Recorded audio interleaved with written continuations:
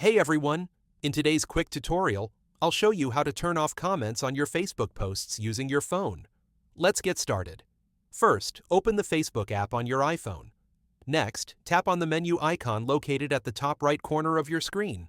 From there, tap on your profile at the top. You can also access your profile directly from the home page by tapping your profile picture.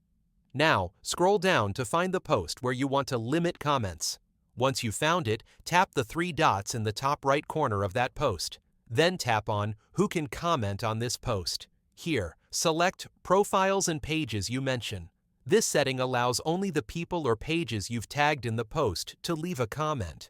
Keep in mind, Facebook doesn't currently have a direct option to completely turn off comments. This is the closest alternative to restrict interaction. And that's it.